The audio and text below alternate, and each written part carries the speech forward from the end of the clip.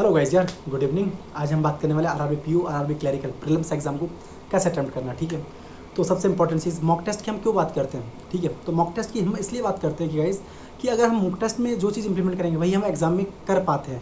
अगर आप सोच रहे हैं कि मैं यहाँ पे कुछ और अलग तरीके से अटेम्प्ट करूँगा और एग्जाम में और कुछ जाके ट्राई कर लूँगा, that is almost impossible. I am not saying this is impossible, but it is almost impossible मेरे अकॉर्डिंग, जो मुझे लगता है। तो गाइस अब हम बात करते हैं कि कैसे अटेम्प्ट करना, सीधा पॉइंट पे आता है। ठीक है, तो सबसे इंपॉर्टेंट चीज़ कहते हैं कि पहले कौन सा सेक्शन उठाना है, मैथ्स उठाना है या रीजनिंग।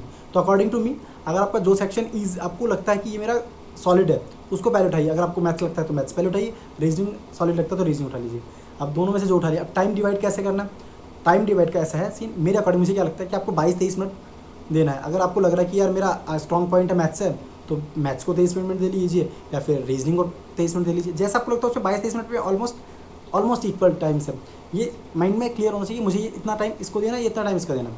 अब सपोज हमारा मैथ्स, हमने सपोज मैं सिर्फ एग्जांपल दे रहा हूँ। ठीक है, आपका हो सकता है रीजनिंग स्ट्रॉन्ग हो, तो पहले रीजनिंग में ये चीज़ इंप्लीमेंट करनी है। तो हम रीजनिंग की बात करें, दोनों सब्जेक्ट की बात करेंगे। तो मैंने उठाया मैथ्स।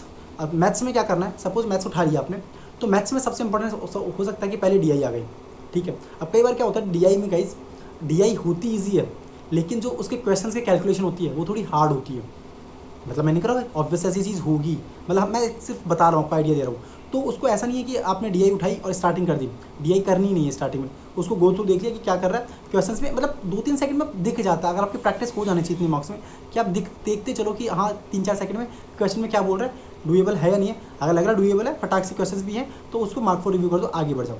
सेकंड, अब अर्थमेटिक के क्वेश्चन आ गए। अब कई बार क्या होता है गाइस कि अर्थमेटिक के क्वेश्चन, सच्ची में बता रहा हूँ मैं, इवन सिंप्लीफिकेशन, नंबर सीरीज और डी से भी ईजी होते हैं, ये चीज़ देखी गई है। तो ऐसा नहीं करना स्टिक कि यार मैं तो सबसे लास्ट में अर्थमेटिक ही करूँगा। अगर आपको लग रहा है यार ये क्वेश्चन डुएबल है, उसको मार्क फॉर रिव्यू करो, आगे बढ़ जाओ। अगर लग रहा है कि थोड़ा बहुत वो है तो उसको छोड़ दो वैसे कि वैसे। ठीक है, आगे बढ़ गए। अब सपोज सिंप्लीफिकेशन आ गया तो सिंप्लीफिकेशन कर दो। नंबर सीरीज आया, सपोज नंबर सीरीज में क्या करते हैं लोग, कई बार सिंप्लीफिकेशन में होता है कि अगर आपसे लग रहा है कि यार सिंप्लीफिकेशन नहीं बना मुझसे, है कैसे हो सकता है, ये होता है। इवन मेरे साथ भी हो चुका है ये चीज़। अगर सिंप्लीफिकेशन नहीं बन रहा है, एक बार बनाओ ठीक है, 2 बार बनाया नहीं बन रहा, तो उसको मार्क फॉर रिव्यू करो, आगे बढ़ जाओ। टाइम बाद में मिलेगा, वापस आना। वहाँ पे बार बार अपने ईगो पे नहीं लेना। मोस्ट ऑफ द केसेस में गाइस क्या होता है, अगर आपने अपने ईगो पे ले लिया ना, फिर आप वहाँ पे क्लियर नहीं कर पाओगे, बहुत कम चांसेस है आप क्लियर कर पाओगे। ठीक है, आपने सिंप्लीफिकेशन कर लिया, सपोज नंबर सीरीज कर लिया, सपोज फिर से डी आ गई, डी में फिर करने देखा डी में क्या पूछ रहा क्या नहीं पूछ रहा, ईजी है, डुएबल है, क्वेश्चन कैसे हैं, सीधा सीधा पूछ रहा, सीधा सीधा नहीं पूछ रहा, चलो बाद में करेंगे, देखते हैं उसको बाद में करेंगे। अब हमने सबसे सारे सिंप्लीफिकेशन कर लिए, नंबर सीरीज Q1 Q2 और क्वाड्रेटिक सब कुछ देख लिया। ठीक है, अप्रॉक्सीमेशन। अब हमारे पास 2 डी बच गई और 10 अर्थमेटिक के क्वेश्चन बच गए। कई बार तो मैंने बताया ना कि एक बार ऑलमोस्ट टाइम 99% टाइम देखा गया कि एक डी थोड़ी बिल्कुल ईजी होगी, एक थोड़ी सी ठीक होगी। तो जो अब ऐसा नहीं कि 2 डी में से जो पहले किसी को भी उठाया और करना स्टार्ट कर दिया, देखना है 5 सेकंड का पॉज लेना है, लग रहा है कि ये वाला ठीक है तो इसको पहले, जो ईजी लग रहा है उसको पहले अटैम्प्ट करो। फिर लग रहा है कि यार अर्थमेटिक के क्वेश्चन ईजी थे, देख लिया आपने, तो वो क्वेश्चन को करो कंप्लीट। ठीक है, फिर वहाँ पे वापस से, चाहे अगर टाइम बच रहा है तो फिर वापस से चाहे आप सेकंड डी पे आ जाइए। ठीक है, ऐसे करना। अगर टाइम नहीं बच रहा है, अगर यहाँ पे आपका 22-23 मिनट कंप्लीट हो चुके हैं, तो फिर आप रीजनिंग पे या फिर आप मैथ्स पे, जो भी आपने नहीं किया है उस पर स्विच हो जाइए। अगर नहीं हुआ तो जो भी आपको लग रहा है कि डी बच रही है, डी पे कर ले जाइए। आपने सिंप्लीफिकेशन का क्वेश्चन छूटा था तो सिंप्लीफिकेशन के क्वेश्चन पे चले जाइए। ठीक है, ऐसे करना है।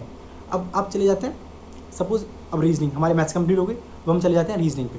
अब सपोज कई बार क्या होता है गाइस, जैसे आपने रीजनिंग देखो तो पहली ही पजल बिल्कुल ईजी, केवल 4-5 चीज़ें दे रखी है, वो लिखो और कर दो।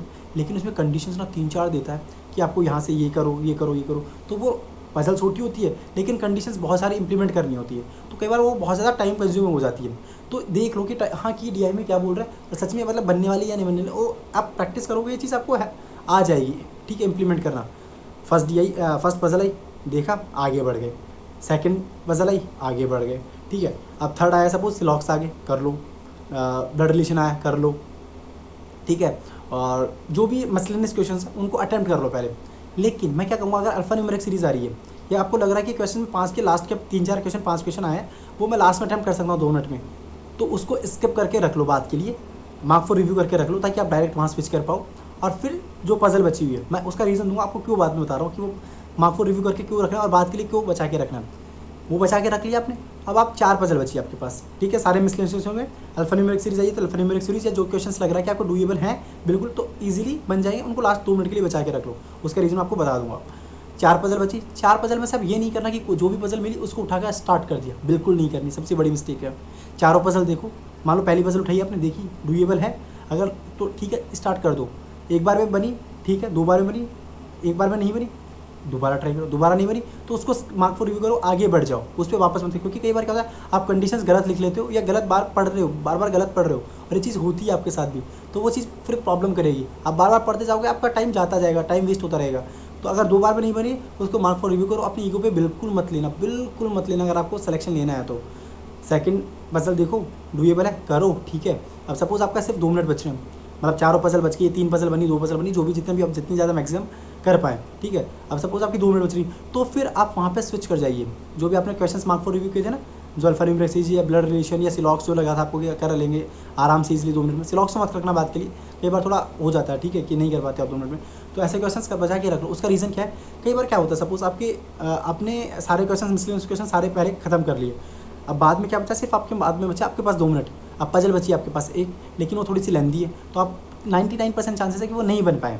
बन गई that is well and good, लेकिन अगर एक वो तो ना रिस्क लेने वाली बात है कि यार बन गया तो नहीं बना तो वो 2 मिनट आपके ख़राब हो गए एक तरीके से।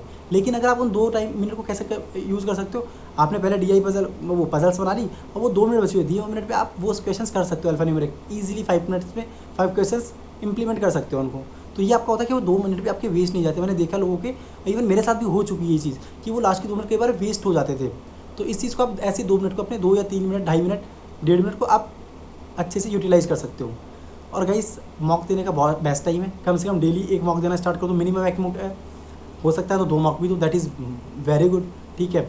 और अच्छे से प्रिपरेशन करो, मॉक्स लगाओ अच्छे से, और जो मैंने स्ट्रेटेजी बताया प्लीज़ इसको इंप्लीमेंट करके देखो। आई एम डैम श्योर हूँ कि आपके मार्क्स इंक्रीज़ करवाएगा ये मॉक टेस्ट इस तरीके लगाएंगे तो आप, ठीक है। और अगर फिर भी कुछ लगता है कि मैंने कुछ मिस कर दिया तो प्लीज़ मुझे कमेंट सेक्शन में पूछ लीजिएगा। सेकंड थिंग, मेंस का कैसे मॉक टेस्ट लगाना है वो भी हम लेके आएंगे, तो प्लीज़ वीडियोज़